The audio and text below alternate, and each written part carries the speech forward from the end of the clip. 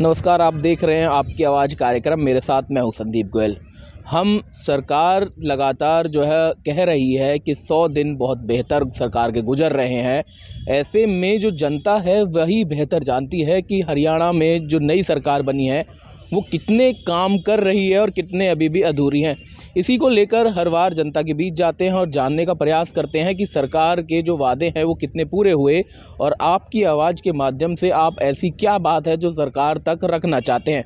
इसी को लेकर आज हम हेल्थ विभाग से जुड़े हुए लोगों के बीच पहुंचेंगे और जो अपना इलाज कराने के लिए सरकारी दफ्तरों तक पहुंचते हैं, अस्पतालों तक पहुंचते हैं, क्या उन सुविधाओं को वो प्राप्त कर पाते हैं या अभी भी बहुत सारी कमियां हैं जो अधूरी पड़ी हुई हैं।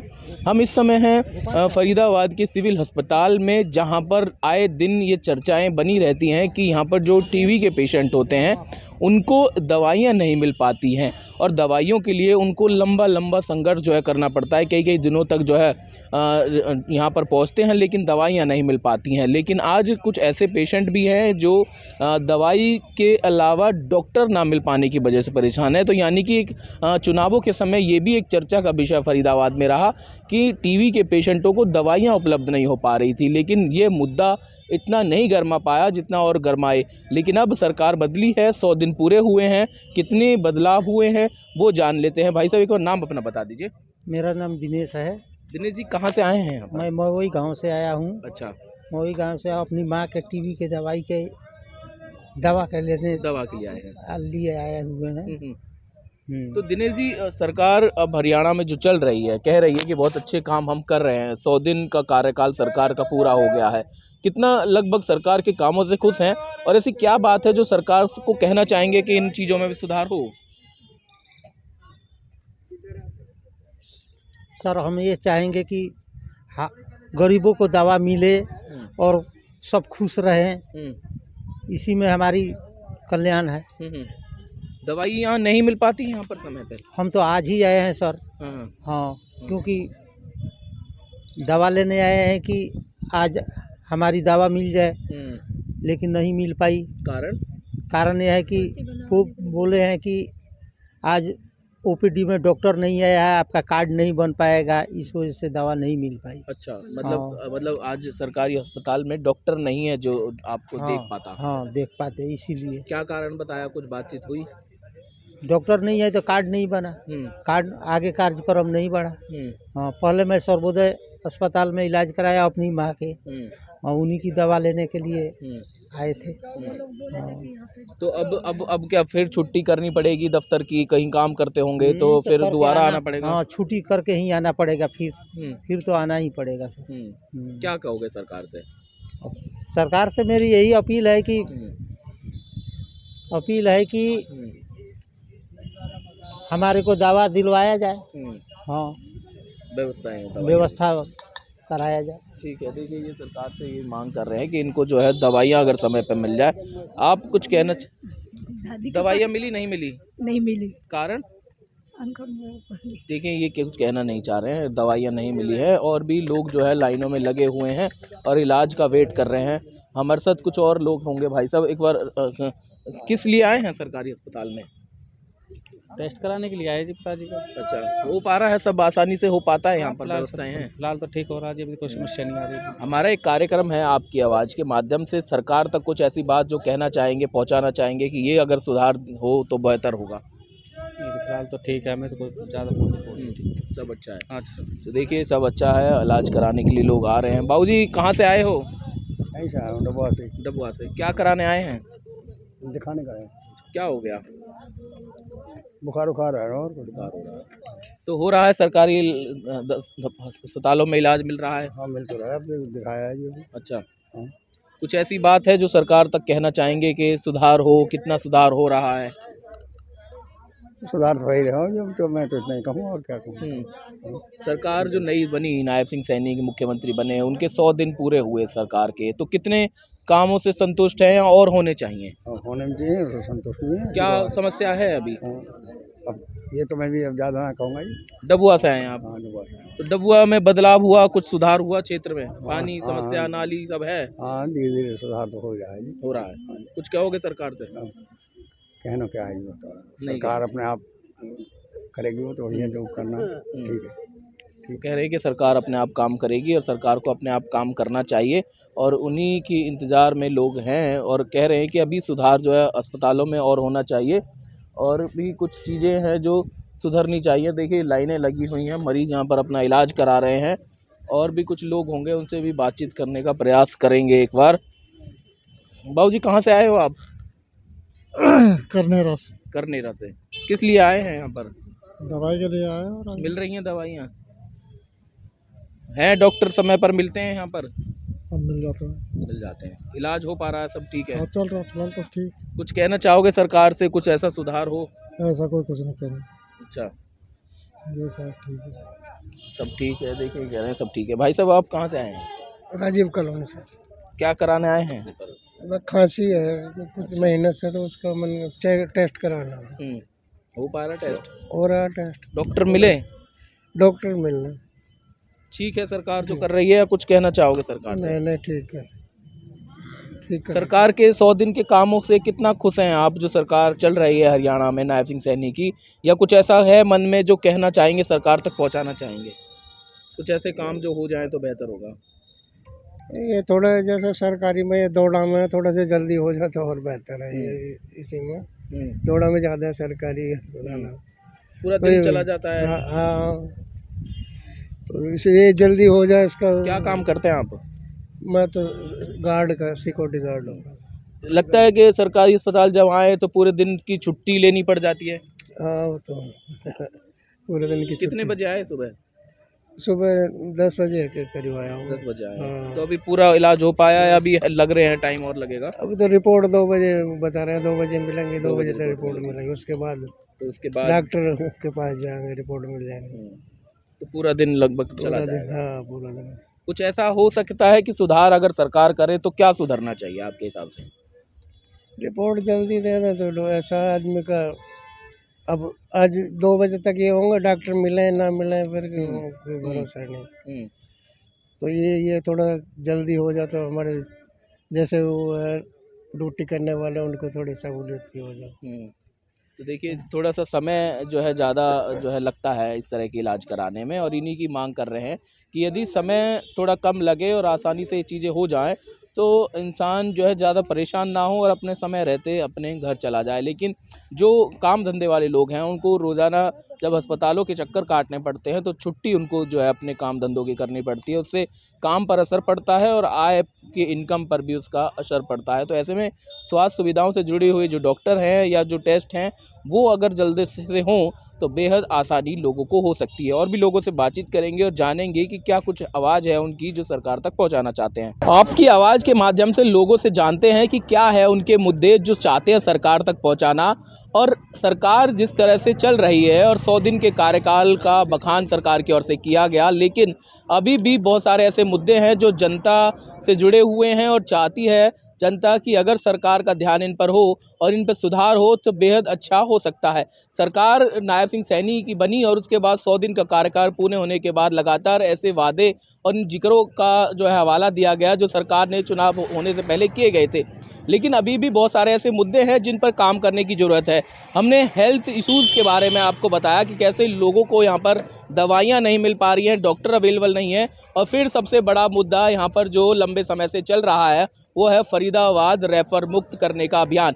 उसको लगातार करीब कहें कि 2 महीने से अधिक हो चुके हैं, 2.5 महीने गुजर चुके हैं। तो ऐसे में अभी तक सरकार की ओर से कुछ बातें जो है की जा रही हैं लेकिन धरातल पर नज़र नहीं आ रही हैं। सतीश चोपड़ा जी हैं जो इस अभियान को आगे बढ़ा रहे हैं। सतीश जी, लंबा संघर्ष चल रहा है, अभी क्या कहेंगे सरकार से और कहाँ जा पहुंची है चीज़? देखिए, आम इंसान की जो सबसे बड़ी ज़रूरत है वो हेल्थ इश्यूज़ के लेकर है, और हमारे यहाँ स्वास्थ्य सुविधाओं में हम हरियाणा में क्या मेरे को लगता है पूरे भारत में सबसे ज़्यादा पिछड़ा हुआ फरीदाबाद है।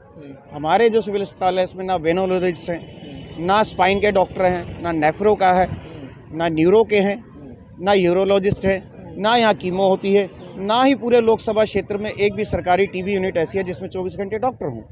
यहाँ आपको जान के बड़ी हैरानी होगी कि यहाँ पे अल्ट्रासाउंड तक नहीं होता, वो भी बाहर से कराना पड़ता है, जिसकी वजह से यहाँ पे लोग बहुत ज़्यादा परेशान होते हैं। पूरी दवाइयाँ नहीं मिलती, 5 रुपये का कार्ड बनवाओ, 1500-2000 की दवाई बाहर से खरीदो।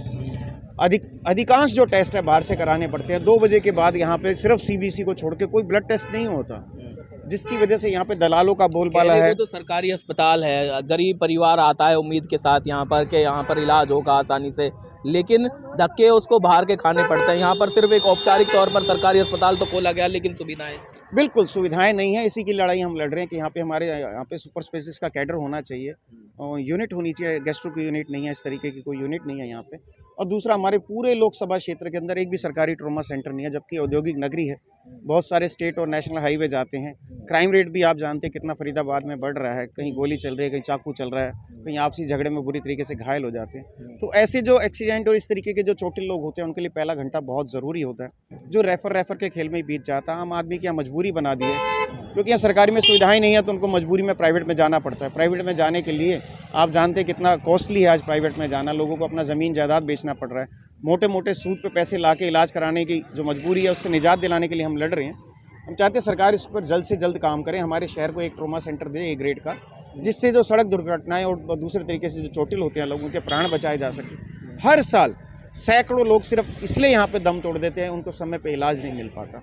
तो सरकार को इसके ऊपर बहुत काम करने की आवश्यकता है। मुझे नहीं लगता कि पिछले 10 सालों के अंदर कोई बड़ी अचीवमेंट हम लोगों ने हासिल की। और 100 दिन की जो बात कह रहे थे, 100 दिन के अंदर बीके के अंदर मेरे को नहीं लगता कि एक नई बेडशीट भी आई हो यहाँ पे। इलाज और दवाइयाँ तो बहुत दूर की बात है, 100 दिन के अंदर यहाँ किसी भी तरीके का कोई भी चेंज देखने को नहीं मिला। यहाँ तक कि मोर्चरी की जो दुर्दशा है वो यथास्थिति बनी हुई है। पिछले साल भी आप लोगों ने भी चलाया था कि शव जो है वो बाहर सड़ रहे थे, उनको रखने की जगह नहीं थी, फ्रीजर ख़राब थे। आज भी वही स्थिति है, सिर्फ हमारे पास 14 फ्रीज़र हैं। अच्छा, हमने देखा कि ये कुछ सामाजिक जो सेवक हैं, उन्होंने ये मुद्दा जो है लोकसभा चुनावों में बखूबी उठाने का काम किया था। विधानसभा में भी जो है मुद्दा बनाने का प्रयास हुआ, लेकिन अब नगर निगम चुनाव हैं 2 तारीख को, 2 मार्च को। लेकिन उससे पहले अब जनता ये चाहती है कि ये मुद्दा जो है पार्षद इसको उठाएं और सरकार तक पहुंचाएं, ताकि ये जो सुविधाएं हैं वो भी लोगों को मिल सकें और चुनावी वादे जो है सरकार करे। हम सतीश जी, हम देख रहे हैं कि हम अभी कुछ दिनों पहले एक छोटी सी बच्ची के साथ जो है इतना बड़ा रेप कांड हुआ, उसको जो है इतनी ज़्यादा गंभीर हालत में उसको रेफ़र करने की बात दिल्ली कही गई। हालांकि पुलिस प्रशासन की मदद से प्राइवेट में भेजा गया। तो क्या ऐसी स्थिति में सरकार को नहीं जागना चाहिए? और बता दूं आपको, ये तो सिर्फ वो मामले जो मीडिया के सामने आते हैं। हर हफ्ते यहाँ हमारे फरीदाबाद में किसी ना किसी छोटी बच्ची के साथ यौन शोषण की घटनाएं होती हैं। जब कोई ज़्यादा क्रिटिकल होती है, उनको दिल्ली ट्रॉमा सेंटर भेजा जाता है। तो हम यही तो कह रहे हैं कि यहाँ के लोगों के प्राण की रक्षा की जाए। देखिए, आप क्राइम नहीं रोक पा रहे हैं, ठीक है, परंतु कम से कम इलाज तो दें। पूरा फरीदाबाद में आप देखेंगे धूल इतनी उड़ती है, कूड़ा इतना उड़ता है, जिसकी वजह से दमे के पेशेंट बढ़ रहे हैं, टीबी के पेशेंट बढ़ रहे हैं। फरीदाबाद, सिर्फ फरीदाबाद के अंदर 9000 से ज़्यादा टीबी के पेशेंट रजिस्टर्ड हैं, जबकि पूरे लोकसभा क्षेत्र में एक टीबी यूनिट नहीं बनाई। अभी इन्होंने एक नारा दिया था, टीबी को हराना है, भारत से भगाना है। क्या नारों से टीबी भगाई जाएगी? यहाँ के मंत्री और विधायक बिल्कुल बोलने को राजी नहीं है। हमने आपके चैनल बहुत जिम्मेवारी से बोल रहे हैं कि अगर इस बजट सेशन के अंदर हमारे शहर को सरकारी ट्रॉमा सेंटर के लिए ग्रांट नहीं दी गई, तो हम आमरण अनशन करेंगे और हमारे साथी यहाँ के जो मंत्री विधायक हैं उनको जगाने के लिए इनके घर ढोल नगाड़े लेके जाएंगे। तो देखिए, आमरण अनशन की बात कही जा रही। भाई साहब कुछ कह रहे थे, सुन रहे थे? कह रहा हूँ, देखिए, करने वाला तो ऊपर वाला इंसान तो एक जरिया है। अरे नरक से बचाए, इस जमीन को पाक बनाया खुदा ने, मिट्टी से बने, मिट्टी में मिलेगा। शरीर जल गए तो बनाने के बाद बात तो ईमान की है। या ईमान से हट जाएंगे तो कहाँ जाएंगे? नरक। क्या चाह रहे हैं आपके? मैं ये चाहता हूँ, आज 15 साल हो गए शिविर को, और कितनी दफा ले दिया, काम होते नहीं है। ये गांधी कॉलोनी ओल्ड स्टेशन के सामने। अच्छा। क्योंकि ठेकेदार ने नंबर भी दे रखे, करवा रहे हैं जी, तो करवा दो भाई, हम तो कह सकते हैं। बड़ा रेलवे स्टेशन है वो तो फरीदाबाद। हाँ, बड़ा स्टेशन है, अंदर जाकर देखो नरक बना पड़ा है, क्योंकि 15 साल से वो लाइन ढली है। उसके बाद सब आप शिकायत लेकर घूम रहे हैं? कितनी दफा शिकायत दे चुका हूँ प्रशासन को। मैं ये चाहता हूँ भाई, गंदगी को हम बुराई नहीं चाह रहा, मैं देख लो खुद कह रहे जी एस्टीमेट बना दिया है, फिर इलेक्शन के बाद होगा, फिर देखेंगे। कितनी दफे कमिश्नर आए, उनको चलो सबके पता है फरीदाबाद के बारे में। मैं ये चाहता हूँ भाई, बुराई खुदा को नहीं, देख लो गंदगी क्यों, हम सब मिट्टी से बने। अरे बुराई तो खुदा को नहीं है। बिल्कुल, देखिए ये कह रहे हैं कि सफाई बहुत जरूरी है यहाँ पर सीवर की।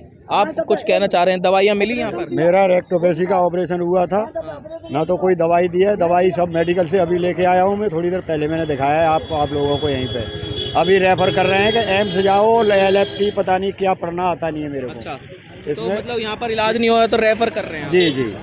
कारण पूछा आपने, क्यों? कारण ये है कि वो कह रहे हैं कि मतलब जो अंदर कैमरा डाल के जो वो टेस्ट होता है वो टेस्ट हम नहीं कर पाएंगे। मेरा पहले ESI कट रहा था, वहाँ पे रेक्टोपेसी का मेरा ऑपरेशन हुआ है। अब ये उस ऑपरेशन को दोबारा खोलने की कह रहे थे परसों तक, तो अब कह रहे हैं आप वहाँ जाओ, सफदरगंज जाओ या एम्स जाओ कैसे जाएंगे अब? या LFTC, मतलब पता नहीं क्या बोल रहे हैं वो, वहाँ जाओ। वहाँ कैसे जाके जाएंगे? यहाँ से कोई क्या सुविधा है, कोई जाने क्या? मैंने बोला था सर, मैंने कि वहाँ तो किराया बहुत लग जाएगा मेरा, मैं गरीब आदमी हूँ, परेशान हूँ मैं। 1 साल से मैंने कोई काम वाम नहीं किया जब मेरा ESI बंद हुआ है, इस वजह से तो मैं यहाँ इसमें BK में आया हूँ। अब मेरे पास तो किराए के लिए भी पैसे नहीं है। जो 1 साल से जो घर पे बैठा है बंदा, वो कहाँ से किराए के लिए पैसे लाएगा, कहाँ से अपना घर का खर्चा चला रहा है। किराए पे रहता हूँ सर मैं यहाँ पे अजरौंदा। बिल्कुल हम अभी रेफर मुक्त की बात ही कर रहे थे कि एक पेशेंट यहाँ से गुजर रहे थे तो हमारे सामने आए और कहने लगे कि उनको भी जो है यहाँ पे इलाज नहीं मिल पा रहा और अब दिल्ली के लिए लिख दिया गया है और अब दिल्ली इनको भटकना पड़ेगा और पूरा परिवार जो है गरीब परिवार है और यहाँ से अब ऑटो के जरिए दिल्ली जाया जाएगा और फिर वहाँ पर इलाज चलेगा। एक लंबी समस्या वहाँ जाकर पैदा भी हो सकती है क्योंकि आना जाना वहाँ पर व्यवस्थाएं बहुत दूर दराज वहाँ पर मिलती हैं और आदमी जब दिल्ली में पहुँचता है तो वो पूरे देश का वहाँ तक पहुँचता है और वहाँ पर इलाज बहुत लंबे समय का इंतजार करना पड़ जाता है। हाँ भाई, सब कुछ कहना चाह रहे थे आप? नमस्कार, मैं सत्येंद्र कुमार शर्मा समाज सेवी बोल रहा हूँ। हम धरने पे बैठे हुए हैं ताकि धरने का आज 73वां दिन है। 73 दिन से हम यहीं हैं धरने पे और सरकार हमारी मांगे पूरी नहीं कर रही और हम तब तक नहीं उठेंगे जब तक ये पूरी दवाइयाँ, पूरा इलाज, पूरा टेस्ट नहीं कर देते।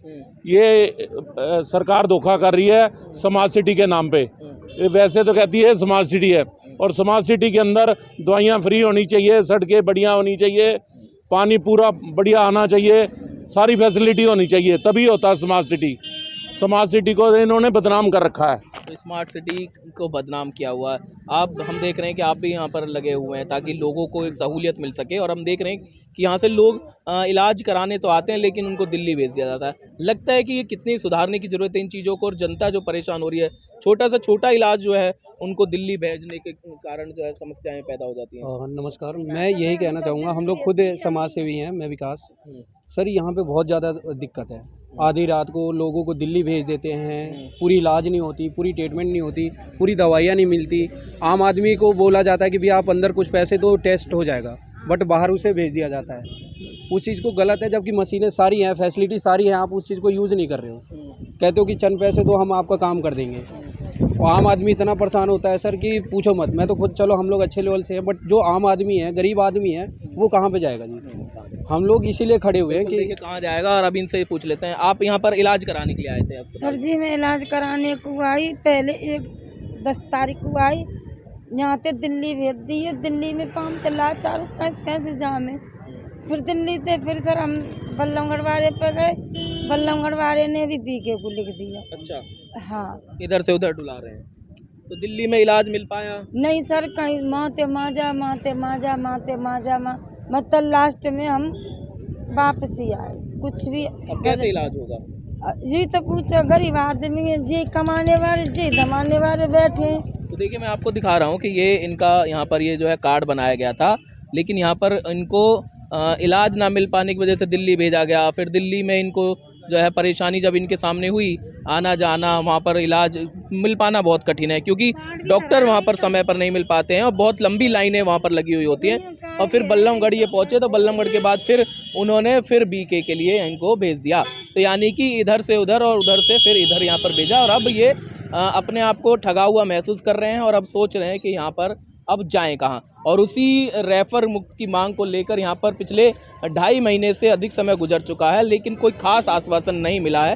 हालांकि ये ज़रूर कहती हुई सरकार नज़र आई कि अब डॉक्टरों की संख्या बढ़ाई जाएगी, डॉक्टरों के साथ साथ सुविधाएं बढ़ाई जाएंगी, लेकिन कब तक होगा ये कह पाना मुश्किल होगा। और भाई साहब हमारे साथ, भाई साहब एक बार नाम अपना बता दीजिए। मेरा नाम प्रमोद भडाना है। प्रमोद जी, आपकी आवाज़ कार्यक्रम के माध्यम से ऐसी क्या कहना चाहेंगे सरकार से कि क्या चीज़ें सुधार हो? और सरकार कह रही है कि जो 100 दिन हमारे अच्छे गुजरे हैं, कितने अच्छा मान रहे हैं सरकार के कामों को और क्या चाहते हैं कि क्या सरकार तक अपनी आवाज़ जो है पहुंचाना चाहते हैं? देखिए, ये जो सरकार है, इस सरकार ने काम बहुत कम दिखाए हैं, करे हैं काम लेकिन दूसरी दिशाओं में करे हैं। जो मूलभूत सुविधाएं जनता को चाहिए उन पे इन्होंने काम नहीं किया। आज आप शहर में देखेंगे सारे चौक चौराहे बनाए जा रहे हैं, करोड़ों करोड़ों रुपए मृत लोगों की मूर्ति बनाने में तो लगे हुए हैं। जो जीते जागते ये लोग हैं, इनकी समस्या इनको नज़र नहीं आती सरकार को। हमारा यही कहना है सरकार के नुमाइंदों से, नेताओं से और सरकार के जितने भी आला अधिकारी हैं उनसे भी, कि भैया पहले जीते जागते लोग मूर्ति है, इनके इलाज की जो सुविधाएं हैं उन पे करोड़ों रुपए खर्च करो। आप इन मृत मूर्तियों पे करोड़ों खर्च करके कोई फ़ायदा होने वाला नहीं है। ये आपने देखा होगा उत्तर प्रदेश में मायावती जी ने मूर्तियां बनाई थी, क्या हाल कर दिया था जनता ने। जनता के पैसे को आप मूर्तियों पे खर्च मत करो। यहाँ जीते जाते लोग, जिन दर्शकों को मैं बता दूं जो देख रहे हैं, फरीदाबाद में दरअसल इन दिनों एक मूर्तियों को लेकर चर्चाएं तेज हैं। फरीदाबाद के बड़कल विधानसभा में 5 ऐसी जगह हैं जहां पर करीब 12.5 करोड़ की मूर्तियां लगाई गई। एक मूर्ति की कीमत करीब 1.5 करोड़ रुपए बताई गई है, जो कि उस पर भी अब घोटाले की बू आने लगी है। और जो हमारे भाई साहब साथ में खड़े थे उनको इनका यही कहना था कि जो 12.5 करोड़ रुपए उन मूर्तियों पर लगाए गए, इन परिवारों के अगर इलाज पर खर्च होता तो आज कई जिंदगियां बच सकती थी और परिवार जो है परेशान नहीं होता। तो इस पर भी अब कहीं ना कहीं जांच बनती हुई नजर आ रही है कि 12.5 करोड़ रुपए आखिर मूर्तियों पे लगे तो वो किस तरीके से लगे और क्या उनकी ज़रूरत थी भी या नहीं। बाकी तमाम खबरों के लिए देखते रहिए 24/7 न्यूज़। नमस्कार।